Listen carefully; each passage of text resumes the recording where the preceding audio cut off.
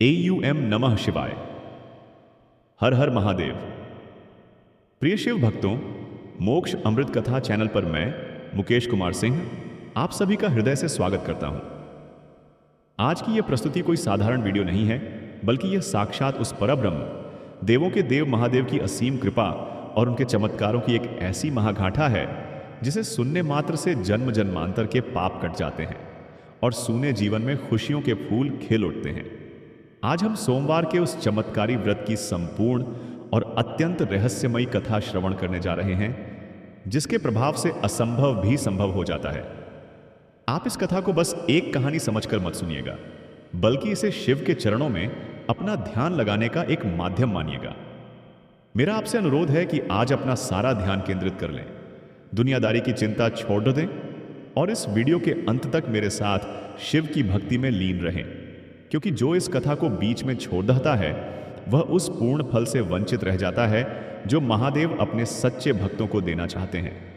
तो चलिए अपने मन मंदिर में भगवान भोलेनाथ और माता पार्वती का स्मरण करते हुए इस परम पावन सोमवार व्रत कथा का आरंभ करते हैं। प्राचीन काल की बात है, किसी भव्य और समृद्ध नगर में एक अत्यंत धनी साहूकार रहा करता था। उसके पास धन धान्य संपत्ति मान सम्मान हीरे जवाहरात किसी भी चीज की कोई कमी नहीं थी। उसका व्यापार दूर दूर के देशों तक फैला हुआ था और नगर का हर व्यक्ति उसका सम्मान करता था। बाहर से देखने पर उसका जीवन एकदम परिपूर्ण लगता था, मानो साक्षात कुबेर की उस पर कृपा हो। लेकिन कहते हैं ना कि हर चमकती चीज सोना नहीं होती और हर मुस्कुराते चेहरे के पीछे की पीड़ा कोई नहीं देख पाता। उस साहूकार के हृदय में एक ऐसा गहरा घाव था, एक ऐसी पीड़ा थी जो उसे दिन रात अंदर ही अंदर खाए जा रही थी। वह पीड़ा थी संतानहीनता की। इतना बड़ा साम्राज्य, इतनी अपार संपत्ति, लेकिन उसे संभालने वाला, उसे पिता कहने वाला कोई पुत्र या पुत्री उसके आंगन में नहीं थी। साहूकार और उसकी पत्नी दोनों ही अत्यंत धर्मनिष्ठ थे। वे प्रतिदिन भगवान शिव के मंदिर जाते, वहां घंटों बैठकर रोते और भोलेनाथ से एक संतान की भीख मांगते। साहूकार हर सोमवार को पूरी निष्ठा और कठोर नियमों के साथ शिवजी का व्रत रखता था। वह शाम के समय मंदिर में जाकर शिवलिंग पर जल, दूध, बेलपत्र, धतूरा और भांग अर्पित करता और दोनों हाथ जोड़ रखकर बस एक ही प्रार्थना करता कि हे नीलकंठ, हे त्रिपुरारी, मेरे सूने आंगन में भी एक दीप जला दो। साहूकार की इस निस्वार्थ और अटूट भक्ति को माता पार्वती हर दिन देखती थी। एक दिन जब माता पार्वती और भगवान शिव कैलाश पर्वत पर विराजमान थे, तो माता पार्वती से साहूकार का वह दुख और उसकी आंखों के आंसू और नहीं देखे गए। माता पार्वती का हृदय करुणा से भर उठा।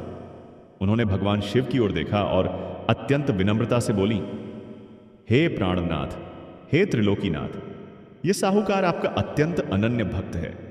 इसके जीवन में कोई दोष नहीं, कोई पाप नहीं, फिर भी इसके भाग्य में इतनी बड़ी पीड़ा क्यों है? यह वर्षों से आपकी आराधना कर रहा है, हर सोमवार का व्रत पूरी निष्ठा से करता है। क्या आपको इसकी चीखें और इसका रुदन सुनाई नहीं देता? हे स्वामी, आपको इसके मन की मुराद पूरी करनी ही होगी। कृपया इसे एक पुत्र का वरदान दे दीजिए।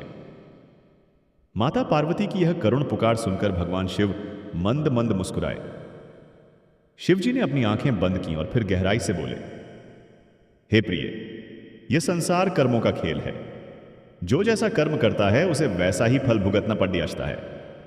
मृत्यु लोक का यह नियम है कि हर प्राणी अपने प्रारब्ध के अनुसार ही सुख और दुख भोगता है। इस साहूकार के भाग्य में संतान का योग है ही नहीं। इसके पिछले जन्मों के कर्मों का ऐसा ही लेखा जोखा है। लेकिन माता पार्वती तो जगत जननी है। उनका मातृ हृदय एक भक्त की पीड़ा को कैसे अनदेखा कर सकता था? उन्होंने हठ पकड़ दाच लिया।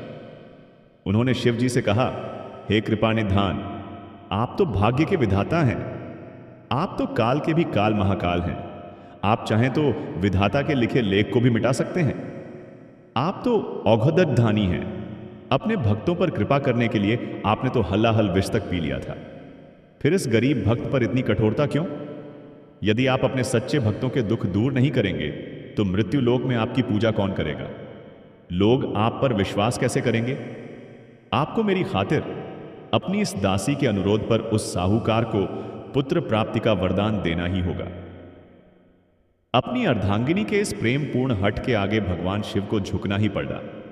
उन्होंने लंबी सांस ली और कहा, हे उमा, तुम्हारी बात मैं टाल नहीं सकता। मैं इस साहूकार को पुत्र प्राप्ति का वरदान अवश्य दूंगा, लेकिन विधाता का एक नियम यह भी है कि यदि भाग्य के विरुद्ध जाकर कुछ दिया जाए तो उसकी एक भारी कीमत चुकानी पड़ती है। मैं इसे पुत्र तो दूंगा, परंतु उस पुत्र की आयु बहुत छोटी होगी। वह केवल 12 वर्ष तक ही जीवित रहेगा। 12वें वर्ष में मृत्यु उसका ग्रास कर लेगी। क्या तुम इस बात से सहमत हो? माता पार्वती को लगा कि शायद शिव जी की कृपा से आगे चलकर वह संकट भी टल जाएगा, इसलिए उन्होंने सहमति दे दी। अगले ही दिन जब साहूकार मंदिर में आंखें बंद किए शिव की आराधना कर रहा था, तब भगवान शिव ने उसे स्वप्न में दर्शन दिए और कहा, हे भक्त, तुम्हारी भक्ति से मैं अत्यंत प्रसन्न हूं। माता पार्वती के आग्रह पर मैं तुम्हें एक अत्यंत तेजस्वी और सुंदर पुत्र का वरदान देता हूं, परंतु एक बात का ध्यान रखना, उसकी आयु केवल 12 वर्ष की ही होगी। यह सुनकर साहूकार एकाएक नींद से जाग गया। उसके मन में मिश्रित भावनाएं थीं। एक तरफ तो संतान प्राप्ति की अपार खुशी थी, तो दूसरी तरफ 12 वर्ष की आयु सुनकर हृदय में गहरा दुख भी छा गया था।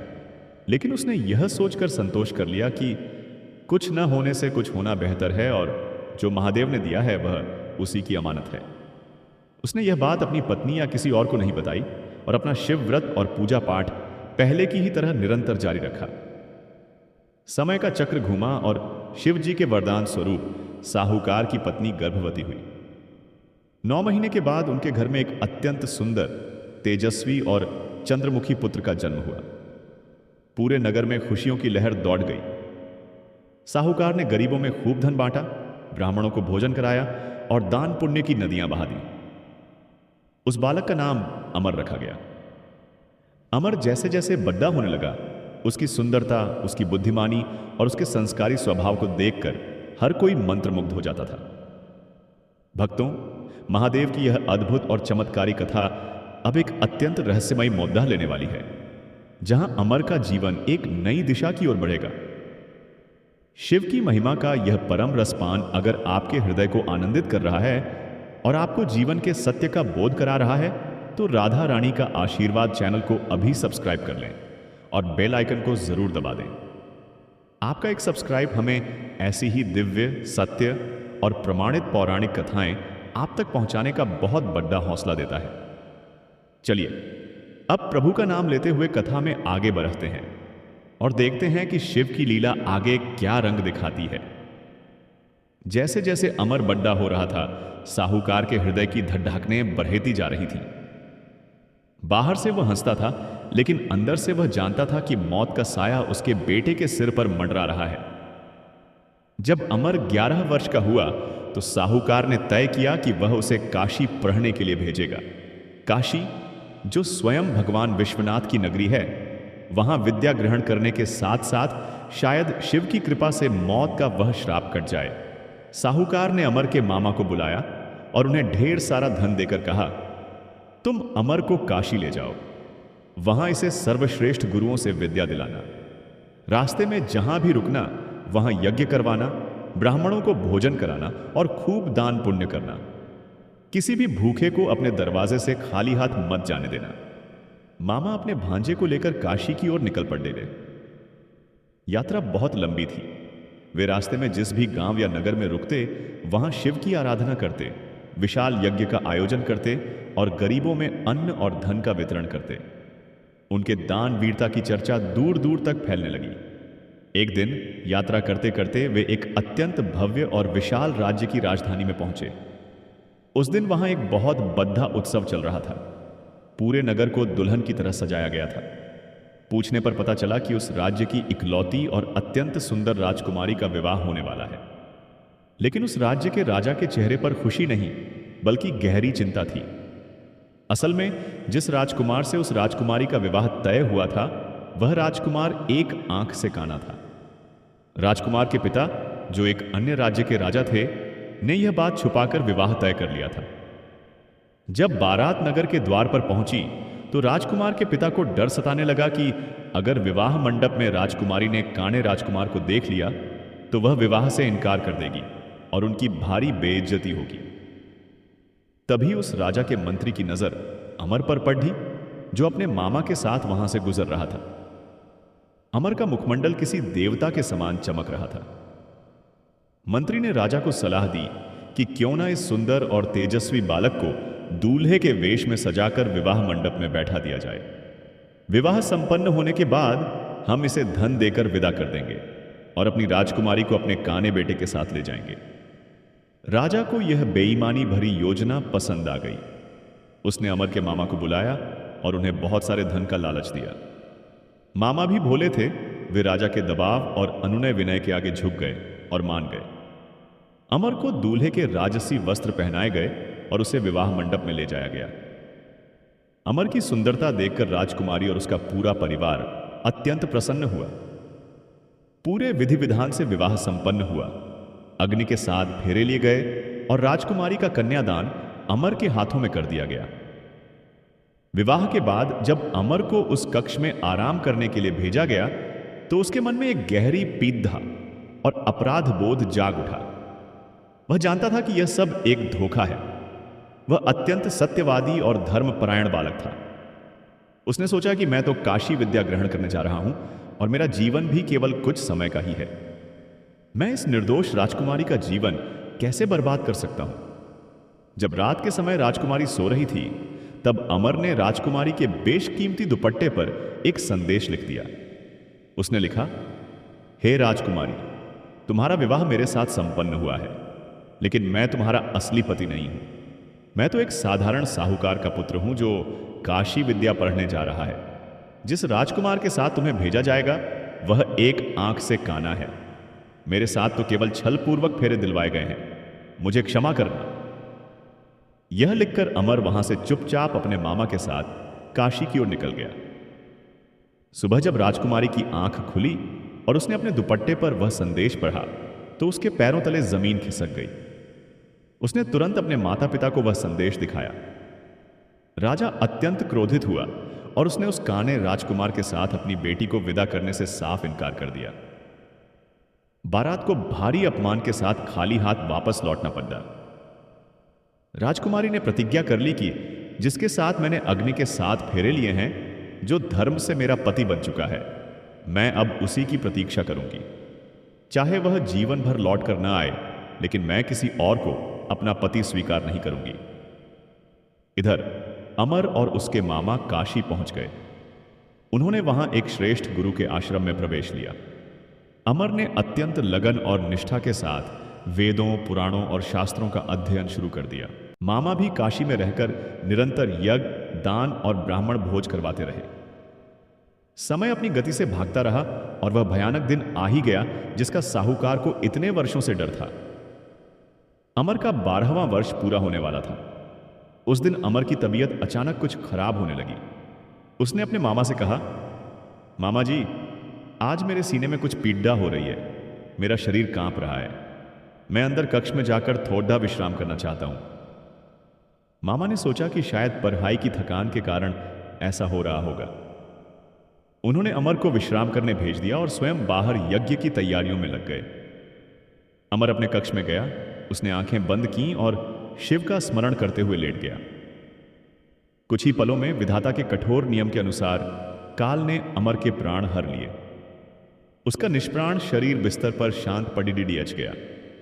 कुछ समय बाद जब मामा अमर को देखने के लिए कक्ष में गए तो उन्होंने देखा कि अमर के शरीर में कोई हलचल नहीं है। उन्होंने उसे हिलाया, पुकारा, लेकिन अमर तो उस गहरी नींद में सो चुका था जहां से कोई वापस नहीं आता। मामा के पैरों तले से जमीन खिसक गई। उनके मुख से एक चीख निकल पड़ी। वे छाती पीट पीट कर रोने लगे। उनका रुदन इतना हृदय विदारक था कि वहां मौजूद हर व्यक्ति की आंखों से आंसुओं की धारा बह निकली। हाहाकार मच गया। परंतु महादेव की लीला देखिए। उसी समय भगवान शिव और माता पार्वती काशी के उसी मार्ग से, आकाश मार्ग से विहार कर रहे थे। माता पार्वती ने जब उस आश्रम से आती हुई उस चीख और उस अत्यंत करुण रुदन को सुना तो उनका हृदय कांप उठा। उन्होंने भगवान शिव को रोकते हुए कहा, हे महादेव, यह कैसा हृदय विदारक रुदन है। लगता है किसी पर बहुत बड़ी विपत्ति आन पड़ी है। मेरा मन अत्यंत बेचैन हो रहा है। चलिए चलकर देखते हैं कि किस भक्त पर इतना बड़ा संकट आया है। शिव जी तो अंतर्यामी हैं, वे सब जानते थे। उन्होंने मुस्कुराते हुए कहा, हे भवानी, यह मृत्यु लोक है। यहां हर दिन कोई जन्म लेता है तो कोई मरता है। हमें अपने मार्ग पर चलना चाहिए। लेकिन माता पार्वती नहीं मानी। वे जिद करके उसी आश्रम में आ गईं जहां मामा रो रहे थे। जब माता पार्वती ने वहां जाकर उस मृत बालक का चेहरा देखा तो वे चौंक गईं। उन्होंने शिव जी से कहा, स्वामी, यह तो उसी साहूकार का पुत्र है जिसे आपने 12 वर्ष की आयु का वरदान दिया था। आज इसकी आयु पूरी हो गई है। लेकिन हे नाथ, इस दृश्य को देखिए। इसके मामा का रुदन मुझसे सहा नहीं जा रहा है। और जरा उस वृद्ध साहूकार और उसकी पत्नी के बारे में सोचिए, जो घर पर इसके लौटने का इंतजार कर रहे होंगे। जब उन्हें इस बात का पता चलेगा तो वे तो जीते जी ही मर जाएंगे। आपकी इतनी कठोरता उचित नहीं है। आपको इस बालक को जीवित करना ही होगा।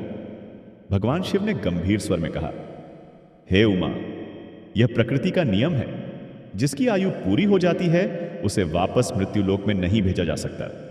यह विधाता के विधान के विरुद्ध है। माता पार्वती ने दोनों हाथ जोड़ लिए और आंखों में आंसू भरकर बोली, हे परमेश्वर, विधान तो आप ही बनाते हैं। आप तो महामृत्युंजय हैं। आपने तो मार्कंडेय ऋषि को मौत के मुंह से खींच लिया था। क्या आपके इस अनन्य भक्त का बेटा ऐसे ही मर जाएगा? वह साहूकार जिसने जीवन भर सिर्फ आपके नाम का सुमिरन किया है, क्या उसे अपने बुढ़ापे में अपने जवान बेटे की चिता जलानी पड़ेगी? यदि आपने आज इस बालक को जीवित नहीं किया तो मैं यहीं इसी क्षण अपने प्राण त्याग दूंगी। अपनी प्रिय पत्नी के इस अत्यंत भावुक और कठोर संकल्प को देखकर भगवान शिव का हृदय भी पसीज गया।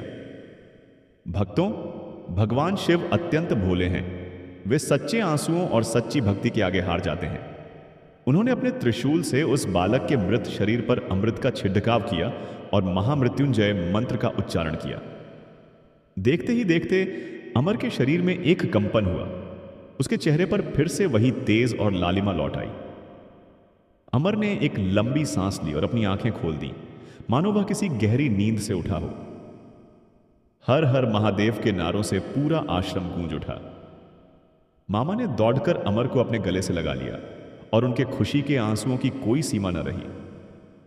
इधर अमर ने अपनी विद्या पूरी की और मामा भांजे दोनों ने काशी से अपने नगर की ओर वापसी की यात्रा शुरू की। वापसी में भी उन्होंने वही क्रम रखा, जगह जगह यज्ञ करना, ब्राह्मणों को भोजन कराना और दान पुण्य करना। यात्रा करते हुए वे वापस उसी नगर में पहुंचे जहां अमर का विवाह उस राजकुमारी के साथ हुआ था। अमर के मामा ने उसी स्थान पर एक बहुत बड़े यज्ञ का आयोजन किया।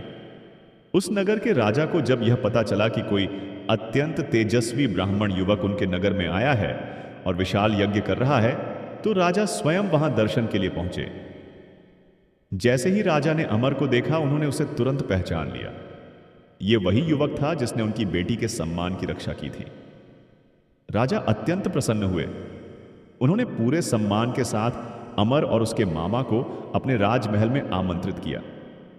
राजकुमारी, जो वर्षों से अमर की प्रतीक्षा में तपस्विनी का जीवन जी रही थी, अपने पति को जीवित और सकुशल देखकर खुशी से रो पड़ी। राजा ने एक बार फिर एक भव्य समारोह का आयोजन किया और अपनी बेटी को बहुत सारे धन, आभूषण, हाथी, घोड़े और दास दासियों के साथ अमर के साथ विदा किया। जब अमर अपनी पत्नी और अपने मामा के साथ अपने नगर के करीब पहुंचा तो उसने एक दूत को पहले ही अपने घर भेज दिया ताकि उसके माता पिता को उसके आगमन की सूचना मिल सके। इधर साहूकार और उसकी पत्नी ने तो यह मान लिया था कि अब उनका पुत्र कभी वापस नहीं आएगा। उन्होंने अन्न जल त्याग दिया था और एक कमरे में खुद को बंद कर लिया था।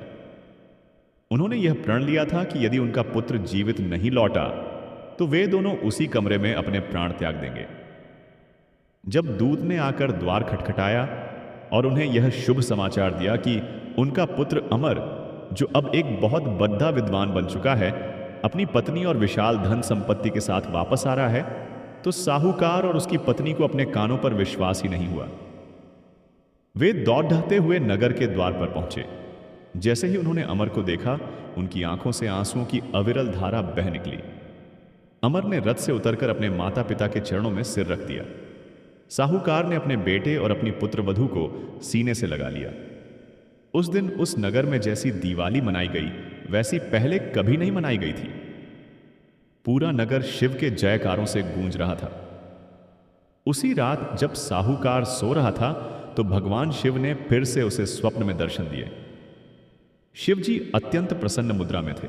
उन्होंने कहा, हे मेरे प्रिय भक्त, तुम्हारे सोमवार के व्रत, तुम्हारी निस्वार्थ भक्ति और माता पार्वती की करुणा के कारण मैंने तुम्हारे पुत्र को पूर्ण आयु का वरदान दे दिया है।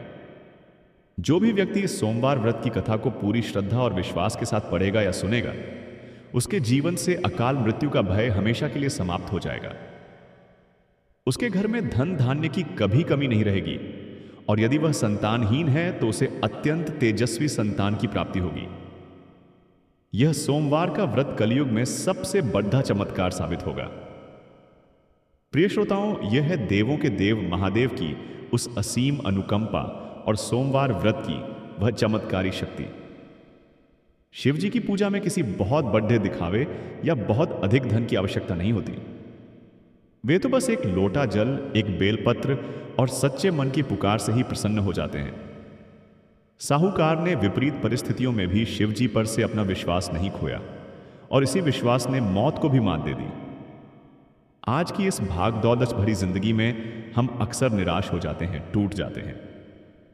लेकिन यह कथा हमें सिखाती है कि जब सारे रास्ते बंद हो जाएं, जब विज्ञान और तर्क हार मान लें, तब महादेव का चमत्कार शुरू होता है। आप जिस भी परेशानी में हों, चाहे वह आर्थिक हो, शारीरिक हो या मानसिक हो, सोमवार का यह व्रत रखकर इस कथा का स्मरण अवश्य करें। आप वीडियो में अभी तक बने हुए हैं, इसका मतलब है कि स्वयं महादेव की कृपा आप पर हो रही है, क्योंकि शिव की कथा सुनने का सौभाग्य भी उसी को मिलता है जिसे भोलेनाथ स्वयं चुनते हैं। इसलिए अपना ध्यान बिल्कुल मत भटकाइएगा, क्योंकि अब जो कथा शुरू होने जा रही है वह आपके जीवन के हर असंभव कार्य को संभव कर सकती है।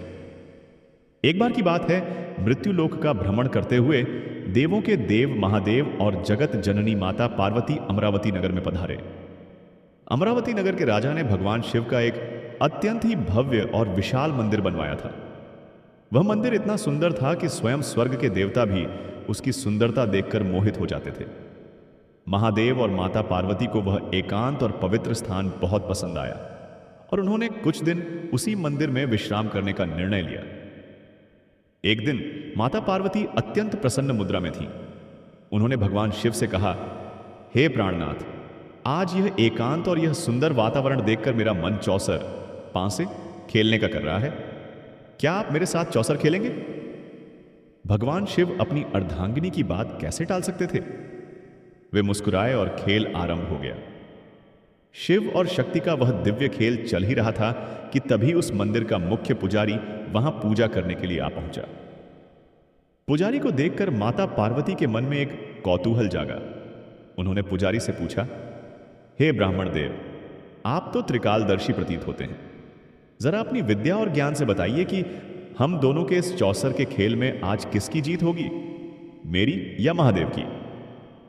ब्राह्मण शिव जी का परम भक्त था और वह यह कैसे कह सकता था कि उसके आराध्य हार जाएंगे। बिना अधिक सोचे समझे उस ब्राह्मण ने तुरंत उत्तर दिया, हे माता, इस खेल में तो केवल मेरे महादेव की ही विजय होगी, क्योंकि वे तो अजेय हैं। ब्राह्मण का यह उत्तर सुनकर खेल फिर से शुरू हुआ, लेकिन भाग्य का खेल देखिए, जब बाजी पलटी तो महादेव नहीं बल्कि माता पार्वती की जीत हुई। माता पार्वती उस ब्राह्मण से अत्यंत क्रोधित हो गई। उन्होंने कहा, हे ब्राह्मण, तूने एक झूठी भविष्यवाणी की है। तूने बिना सत्य को जाने केवल अपने मोह में आकर महादेव की जीत की बात कही। मैं तुझे श्राप देती हूं कि तू इसी क्षण कोढ़ी हो जाएगा, तेरे शरीर में कुष्ठ रोग उत्पन्न हो जाएगा और तू दर्द से तड़डिडी एचपेगा। माता पार्वती का श्राप मिलते ही उस तेजस्वी ब्राह्मण का पूरा शरीर कोढ़ से भर गया। उसके शरीर से रक्त और पीप बहने लगा। वह दर्द से चीखने लगा। भगवान शिव और माता पार्वती वहां से अंतर्ध्यान हो गए और कैलाश लौट गए। अब वह ब्राह्मण उसी मंदिर के बाहर पडिडदशा रहता। जो भी व्यक्ति मंदिर आता वह उस कोढ़ी ब्राह्मण को देखकर घृणा से मुंह फेर लेता। उसका जीवन एक नरक बन चुका था। इस प्रकार कई वर्ष बीत गए। ब्राह्मण हर दिन रोता और शिव से अपने पापों की क्षमा मांगता। उसका अपराध केवल इतना था कि उसने शिव की महिमा को बढ़ा चढ़ाकर बोल दिया था, लेकिन माता का श्राप अमोघ था। भक्तों, कहते हैं ना कि जब सारे दरवाजे बंद हो जाते हैं तब भगवान कोई ना कोई खिड़की जरूर खोल देते हैं। इस कथा का सबसे बड़ा रहस्य अब सामने आने वाला है, लेकिन उससे पहले मेरा आपसे एक छोटा सा अनुरोध है। अगर आपके मन में शिव के प्रति जरा भी श्रद्धा है और आप चाहते हैं कि महादेव आपके घर की भी सारी परेशानियां दूर करें, तो इस वीडियो को अभी लाइक करें और राधा रानी का आशीर्वाद चैनल को सब्सक्राइब करें। आपके एक सब्सक्राइब से धर्म के प्रचार में जो मदद मिलेगी उसका पुण्य भी आपके खाते में झुक देगा। चलिए अब देखते हैं कि उस कोरही ब्राह्मण के जीवन में वह चमत्कार कैसे हुआ।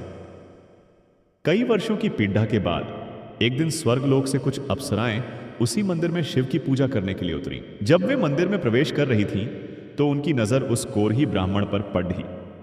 उसकी दयनीय स्थिति देखकर अप्सराओं को उस पर दया आ गई। उन्होंने ब्राह्मण से पूछा, हे विप्र, तुम्हारी यह ऐसी दुर्दशा कैसे हुई? तुम तो एक शिव मंदिर के पुजारी हो, फिर तुम्हारे भाग्य में इतना भयानक कष्ट क्यों? ब्राह्मण ने रोते हुए माता पार्वती के श्राप की पूरी कहानी उन अप्सराओं को सुना दी। अप्सराएं अत्यंत दयालु थीं। उन्होंने कहा, हे ब्राह्मण, तुम निराश मत हो। शिव तो बहुत भोले हैं। माता पार्वती का हृदय भी अत्यंत कोमल है। तुम 16 सोमवार का महाव्रत रखो। यह व्रत इतना शक्तिशाली है कि इसके प्रभाव से तीनों लोकों में ऐसा कुछ भी नहीं जो प्राप्त न किया जा सके। तुम्हारा यह कोर भी इस व्रत के प्रभाव से पानी की तरह धुल जाएगा। ब्राह्मण ने कांपते हुए हाथों को जोड़कर पूछा, हे देव कन्याओं, मुझ अज्ञानी को इस महाव्रत की विधि नहीं पता। कृपा करके मुझे 16 सोमवार व्रत का पूरा विधान और उमा महेश्वर की पूजा का तरीका विस्तार से बताइए। मैं आपका यह उपकार जीवन भर नहीं भूलूंगा। तब अप्सराओं ने उसे 16 सोमवार व्रत की वह गुप्त और सिद्ध विधि बताई। उन्होंने कहा, हे ब्राह्मण, सोमवार के दिन ब्रह्म मुहूर्त में उठकर स्नान आदि से निवृत्त होकर साफ वस्त्र धारण करो। इसके बाद आधा सेर, लगभग आधा किलो गेहूं का साफ आटा लो।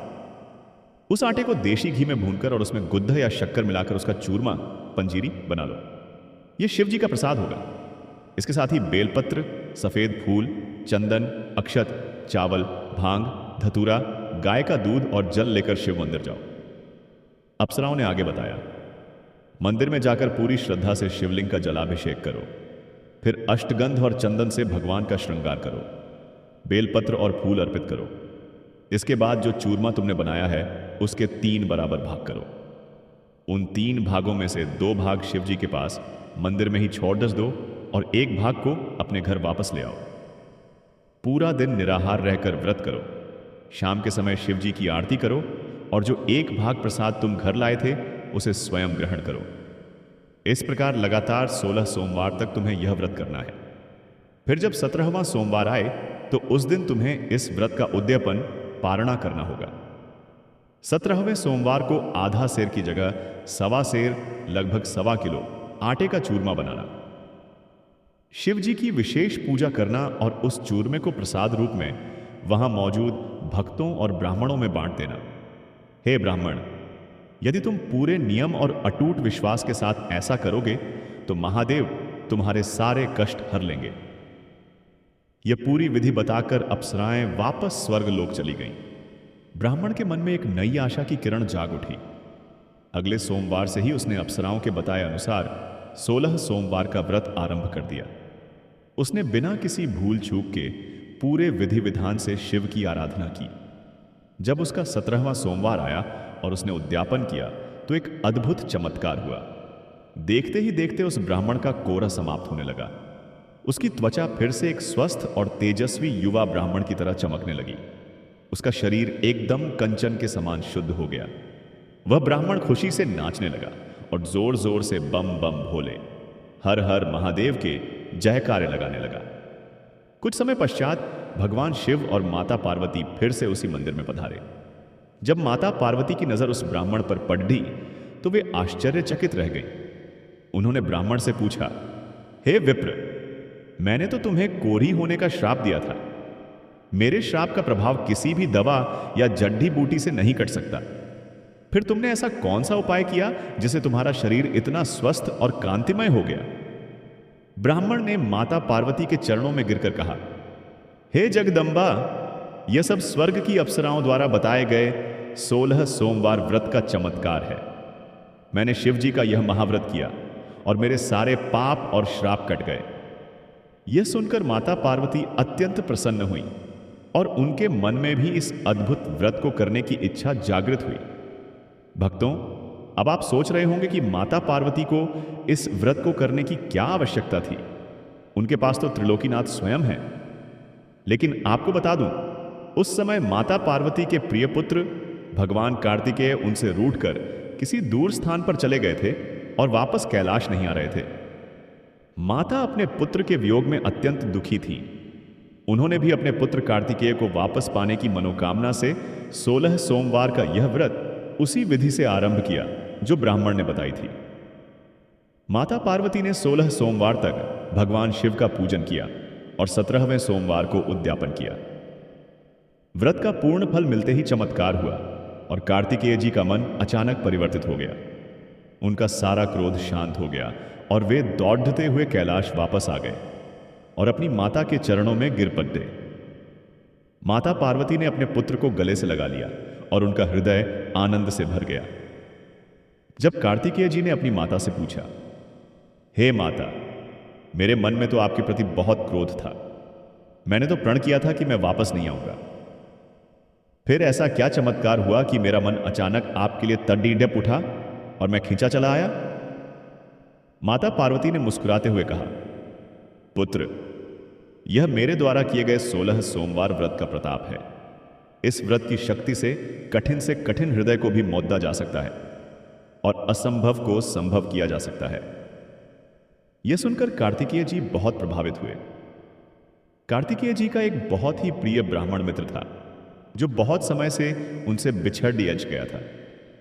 कार्तिकेय जी ने भी अपने उस बिछड़े हुए मित्र को वापस पाने के लिए यह 16 सोमवार का व्रत किया। व्रत पूरा होते ही उनका वह बिछड़ा हुआ मित्र उन्हें ढूंढता हुआ उनके पास आ पहुंचा। मित्र ने कार्तिकेय जी से पूछा, हे मित्र, तुमने ऐसा कौन सा उपाय किया कि मुझे अचानक तुम्हारी बहुत याद आने लगी और मैं सब कुछ छोड़ ढाकर तुम्हारे पास आ गया? कार्तिकेय जी ने उसे 16 सोमवार व्रत की महिमा बताई। वह ब्राह्मण मित्र भी इस कथा को सुनकर अत्यंत रोमांचित हुआ। उसके मन में भी विवाह करने की तीव्र इच्छा थी, लेकिन उसे कोई सुयोग्य कन्या नहीं मिल रही थी। उसने विवाह की मनोकामना लेकर 16 सोमवार का व्रत प्रारंभ कर दिया। 17वें सोमवार को व्रत का उद्यापन करने के बाद वह ब्राह्मण यात्रा करते हुए एक राज्य में पहुंचा। उस दिन उस राज्य के राजा ने अपनी इकलौती और अत्यंत सुंदर राजकुमारी के स्वयंवर का आयोजन किया था। राजा की शर्त थी कि एक हथिनी के सूंड में जयमाला दी जाएगी। हथिनी जिसके गले में वह जयमाला डाल देगी, राजकुमारी का विवाह उसी से होगा। वह ब्राह्मण भी उस स्वयंवर की सभा में जाकर एक कोने में बैठ गया। जब हथिनी को छोड़ा गया तो वह बड़े बड़े राजाओं और राजकुमारों को छोड़कर सीधा उस साधारण से ब्राह्मण के पास गई और उसके गले में जयमाला पहना दी। राजा को अपना वचन निभाना पड़ा और उन्होंने अपनी राजकुमारी का विवाह उस साधारण ब्राह्मण के साथ कर दिया। इतना ही नहीं, राजा ने उसे अपना आधा राज्य और अपार धन संपत्ति भी दे दी। एक साधारण सा ब्राह्मण केवल 16 सोमवार के व्रत के प्रभाव से एक दिन में ही एक विशाल राज्य का दामाद और आधा राजा बन गया। विवाह के कुछ समय बाद जब राजकुमारी ने अपने पति से पूछा कि हे स्वामी, आपने ऐसा कौन सा महापुण्य किया था कि स्वयंवर में इतने बड़े बड़े पराक्रमी राजाओं को छोड़कर हथिनी ने आपको चुना? ब्राह्मण ने मुस्कुराकर कहा, हे प्रिय, यह न तो मेरी सुंदरता का कमाल है और न ही मेरे किसी पराक्रम का। यह केवल और केवल महादेव के 16 सोमवार व्रत का चमत्कार है जिसे मैंने पूर्ण श्रद्धा से किया था। राजकुमारी भी अत्यंत धर्मनिष्ठ थी। जब उसने इस महाव्रत की महिमा सुनी तो उसके मन में एक सर्वगुण संपन्न पुत्र की प्राप्ति की इच्छा जगी। उसने भी पूरे विधि विधान से सच्चे मन से 16 सोमवार का व्रत रखा और शिव पार्वती की आराधना की। व्रत के प्रभाव से शिव जी प्रसन्न हुए और राजकुमारी को एक अत्यंत तेजस्वी, सुंदर और बुद्धिमान पुत्र की प्राप्ति हुई, जिसका नाम उन्होंने गोसाई रखा। गोसाई जब बद्दा हुआ तो उसकी माता ने उसे बताया कि उसका जन्म महादेव के व्रत के प्रभाव से हुआ है। गोसाई ने भी शिव की भक्ति को अपने जीवन का आधार बना लिया। गोसाई ने भी एक बद्धा राज्य प्राप्त करने की मनोकामना से 16 सोमवार का व्रत रखा। व्रत पूरा होने के बाद गोसाई एक अन्य राज्य में गया। वहां का राजा अत्यंत वृद्ध हो चुका था और उसका कोई पुत्र नहीं था। राजा एक योग्य उत्तराधिकारी की तलाश में था। जब राजा ने गोसाई को देखा तो वह उसके तेज और संस्कारों से इतना प्रभावित हुआ कि उसने अपनी पुत्री का विवाह गोसाई से कर दिया और उसे अपने पूरे राज्य का उत्तराधिकारी घोषित कर दिया। देख रहे हैं आप महादेव के इस व्रत की महिमा। एक व्रत ने कैसे ब्राह्मण से लेकर माता पार्वती, भगवान कार्तिकेय, राजकुमारी और गोसाई तक सबकी मनोकामनाएं पूरी की। शिव जी का यह चमत्कार कभी खाली नहीं जाता। आप जो भी सच्चे मन से मांगेंगे वह मिलेगा, लेकिन शर्त केवल एक है, आपका भाव सच्चा होना चाहिए। प्रिय शिव भक्तों, मुझे विश्वास है कि इस अद्भुत और चमत्कारी महाकथा को सुनकर आपके शरीर का रोम रोम शिव की भक्ति से पुलकित हो उठा होगा। राधा रानी का आशीर्वाद। चैनल का हमेशा से यही प्रयास रहता है कि हम आपके लिए सनातन धर्म की सबसे प्रामाणिक, सबसे शक्तिशाली और सबसे गूढ़ कथाएं लेकर आएं, ताकि आपके जीवन का हर अंधकार दूर हो सके। अगर आपने अभी तक हमारे इस सफर में हमारा साथ नहीं दिया है तो नीचे दिए गए सब्सक्राइब बटन को दबाकर हमारे इस आध्यात्मिक परिवार का हिस्सा बन जाएं। आपका एक छोटा सा प्रयास हमारे लिए बहुत बड़ा आशीर्वाद है। याद रखें, सोमवार का व्रत केवल भूखे रहने का नाम नहीं है। यह मन की शुद्धि का, अपने अहंकार को शिव के चरणों में समर्पित करने का नाम है। जब आप भगवान शिव को जल चढ़ाएं तो यह भाव रखें कि आप अपने भीतर की सारी नकारात्मकता को शिव के चरणों में धो रहे हैं। जब आप उन्हें बेलपत्र चढ़ाएं तो अपने तीनों गुणों सत्व, रज और तम को उनके अधीन कर दें। महादेव कभी किसी का बुरा नहीं करते। वे महाकाल हैं, वे संहारक भी हैं, लेकिन अपने भक्तों के लिए वे सबसे बड़े पालनहार और तारणहार हैं। जब सृष्टि को बचाने के लिए मेरे महादेव ने मृत्यु को अपने गले में उतार लिया था। अपना पूरा ध्यान अब इस कथा पर केंद्रित कर लीजिए, क्योंकि जो इस रहस्य को जान लेता है उसकी हर पूजा सीधे कैलाश तक पहुंचती है। सृष्टि के आरंभिक काल की बात है। महर्षि दुर्वासा के एक श्राप के कारण स्वर्ग के देवता श्रीहीन हो गए थे। उनका सारा तेज और शक्ति छिन गई थी। स्वर्ग पर असुरों के राजा बलि ने अधिकार कर लिया था। निराश और पराजित देवता भगवान विष्णु के पास क्षीर सागर पहुंचे। भगवान विष्णु ने उन्हें एक उपाय बताया, समुद्र मंथन। क्षीर सागर का मंथन करने से जो अमृत निकलेगा उसे पीकर देवता अमर और अत्यंत शक्तिशाली हो जाएंगे। लेकिन देवताओं के लिए अकेले समुद्र मंथन करना संभव नहीं था। इसलिए कूटनीति के तहत उन्होंने असुरों को भी अमृत का लालच देकर इस महाकार्य में शामिल कर लिया। मंदराचल पर्वत को मथानी, रई बनाया गया और नागराज वासुकी को नेति बनाया गया।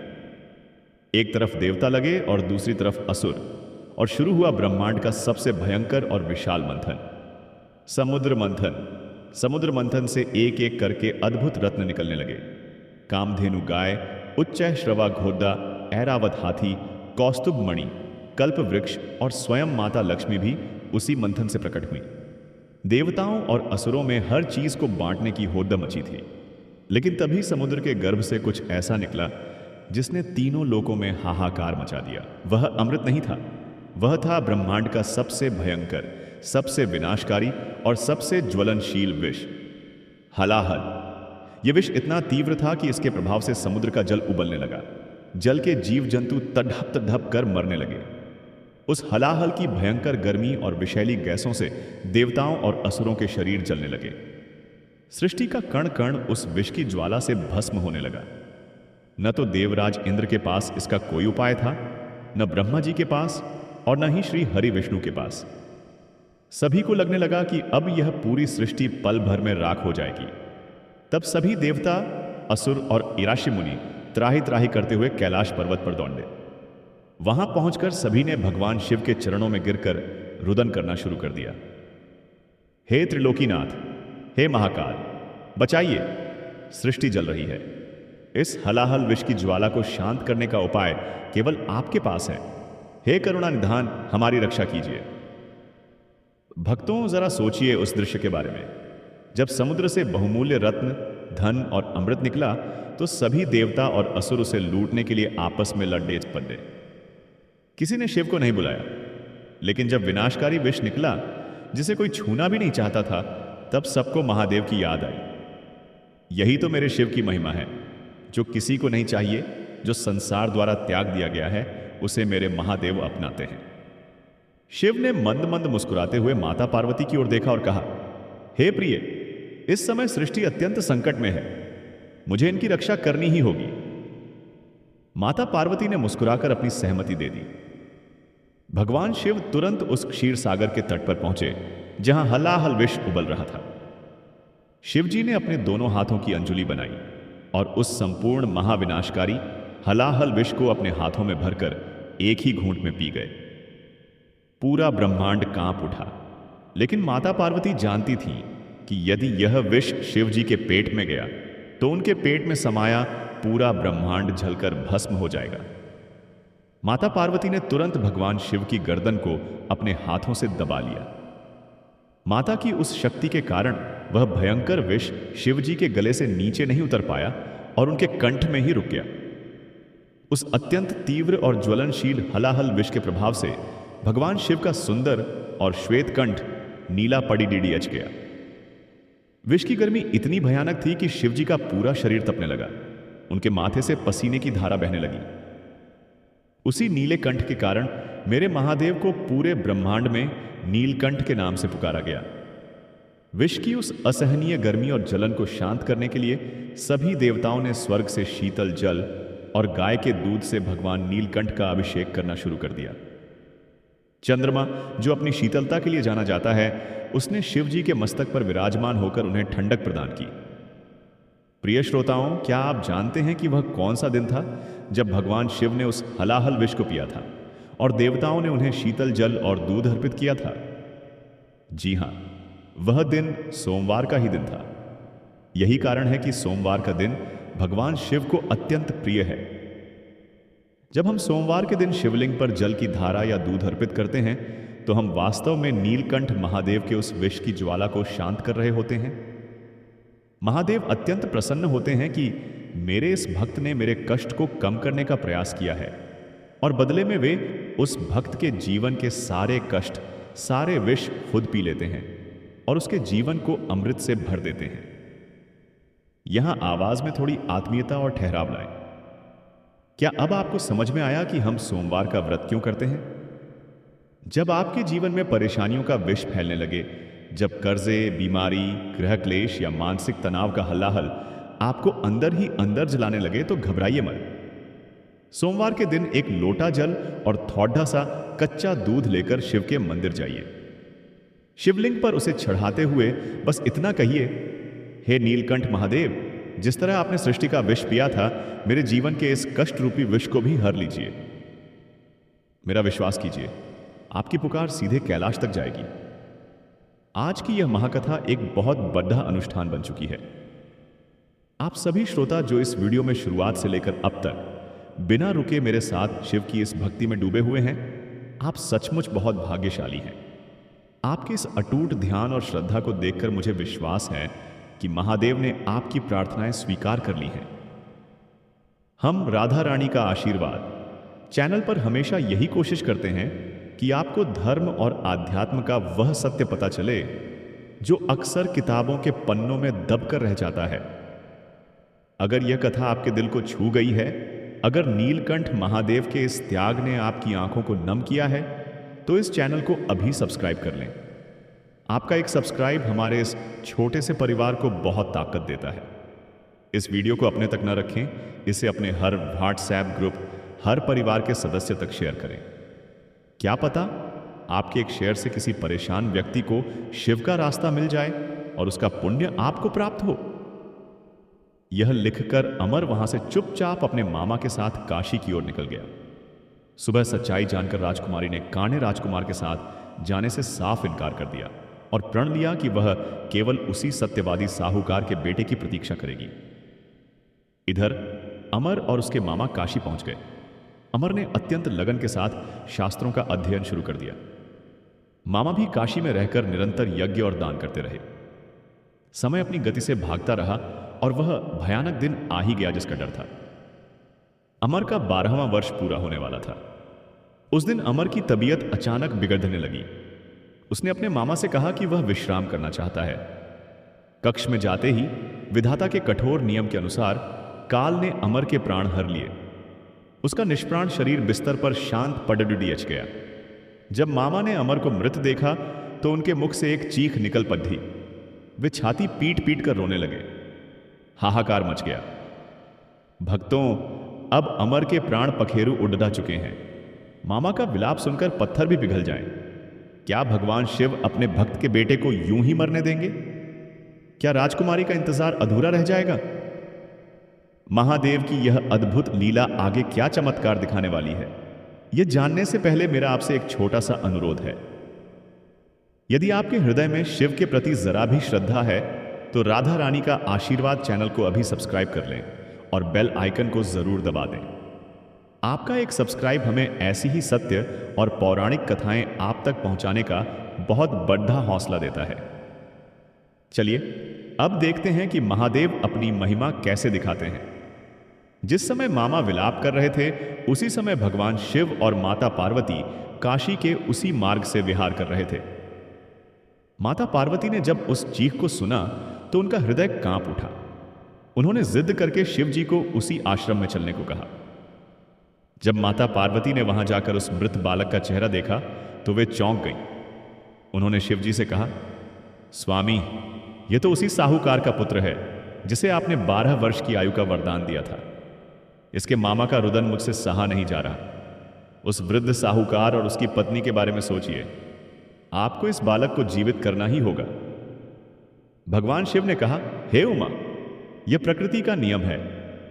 लेकिन माता पार्वती ने आंखों में आंसू भरकर कहा, हे परमेश्वर, विधान तो आप ही बनाते हैं। यदि आपने आज इस बालक को जीवित नहीं किया तो मैं यहीं अपने प्राण त्याग दूंगी। अपनी प्रिय पत्नी के इस अत्यंत भावुक संकल्प को देखकर भगवान शिव का हृदय पसीज गया। उन्होंने अपने त्रिशूल से उस बालक पर अमृत का छिड़काव किया और महामृत्युंजय मंत्र का उच्चारण किया। देखते ही देखते अमर के शरीर में एक कंपन हुआ और उसने अपनी आंखें खोल दी। हर हर महादेव के नारों से पूरा आश्रम गूंज उठा। मामा ने दौड़कर अमर को गले से लगा लिया। अमर ने अपनी विद्या पूरी की और मामा भांजे वापस अपने नगर की ओर लौट पड़े। वापसी में वे उसी राज्य में रुके जहां अमर का विवाह हुआ था।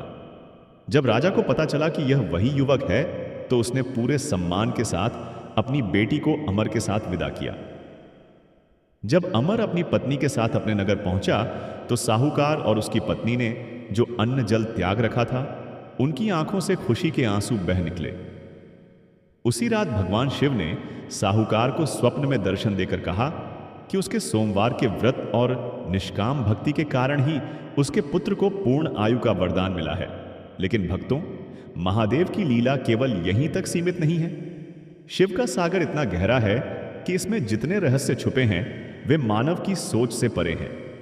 साहूकार ने तो साधारण सोमवार का व्रत किया था, लेकिन क्या आप जानते हैं कि एक ऐसा भी महाव्रत है जिसे स्वयं माता पार्वती और भगवान कार्तिकेय ने भी किया था? वह है 16 सोमवार का महाव्रत। आइए उस चमत्कार को भी श्रवण करते हैं। एक बार भगवान शिव और माता पार्वती अमरावती नगर के एक भव्य शिव मंदिर में विश्राम कर रहे थे। माता पार्वती का मन चौसर खेलने का हुआ। खेल के दौरान मंदिर का पुजारी वहां आया। माता पार्वती ने उससे पूछा कि इस खेल में किसकी जीत होगी। ब्राह्मण ने बिना सोचे कह दिया कि शिव जी की जीत होगी, लेकिन जीत माता पार्वती की हुई। क्रोधित होकर माता पार्वती ने उस ब्राह्मण को कोढ़ी होने का श्राप दे दिया। ब्राह्मण का शरीर कुष्ठ रोग से भर गया। कई वर्ष बीत गए। एक दिन स्वर्ग की अप्सराएं उस मंदिर में आईं और ब्राह्मण की दुर्दशा देखकर उन्होंने उसे 16 सोमवार व्रत की गुप्त विधि बताई। अप्सराओं ने बताया कि सोमवार के दिन आधा सेर आटे का चूरमा बनाकर शिव जी की पूजा कर उस प्रसाद के 3 हिस्से करने चाहिए। लगातार 16 सोमवार व्रत रखकर 17वें सोमवार को सवा सेर आटे से उद्यापन करने से हर कष्ट दूर हो जाता है। ब्राह्मण ने अप्सराओं के बताए अनुसार पूरी निष्ठा से व्रत किया और 17वें सोमवार को उसका शरीर फिर से एकदम स्वस्थ और कांतिमय हो गया। जब शिव पार्वती वहां आए और ब्राह्मण को स्वस्थ देखा तो पार्वती जी ने भी रूठे हुए पुत्र कार्तिकेय को वापस पाने के लिए यह व्रत किया। कार्तिकेय जी लौट आए। फिर कार्तिकेय जी ने अपने बिछड़े हुए मित्र को पाने के लिए यह व्रत किया और मित्र लौट आया। उस मित्र ने विवाह के लिए 16 सोमवार का व्रत किया तो हथिनी ने उसे जयमाला पहना दी और वह एक राजा का दामाद बन गया। उस राजकुमारी ने पुत्र प्राप्ति के लिए यह व्रत किया तो उसे सर्वगुण संपन्न पुत्र प्राप्त हुआ। शिव जी का यह चमत्कार कभी खाली नहीं जाता। आप जो भी सच्चे मन से मांगेंगे वह मिलेगा, लेकिन शर्त केवल एक है, आपका भाव सच्चा होना चाहिए। मेरे प्रिय शिव भक्तों, आज हमने जो कथाएं सुनी हैं वे केवल प्राचीन कहानियां नहीं हैं। ये साक्षात शिव के वे चमत्कार हैं जो आज के कलयुग में भी घटित होते हैं। आज हम सभी किसी न किसी दुख की ज्वाला में जल रहे हैं। जब आपको लगने लगे कि चारों ओर सिर्फ अंधेरा है, तब महादेव को याद कीजिएगा। सोमवार के दिन एक लोटा शुद्ध जल और एक बेलपत्र लेकर शिव मंदिर चले जाइए। शिवलिंग पर जल चढ़ाते हुए बस अपनी आंखें बंद करें और अपनी पीठा भोलेनाथ को सौंप दें। मैं हमेशा यही प्रयास करता हूं कि आपको सनातन धर्म की सबसे प्रामाणिक कथाओं से जोड़ सकूं। अगर आज की इस प्रस्तुति ने आपके हृदय को छुआ है तो इस वीडियो को अपना प्यार जरूर दें। चैनल को सब्सक्राइब करें और इस वीडियो को हर उस व्यक्ति के साथ शेयर करें जिसे आज शिव की कृपा की आवश्यकता है। कमेंट बॉक्स में अपनी हाजिरी जरूर लगाएं और पूरी श्रद्धा से लिखें AUM नमः शिवाय। भगवान भोलेनाथ और राधा रानी की कृपा आप पर सदैव बनी रहे। हर हर महादेव शंभो। जय श्री महाकाल।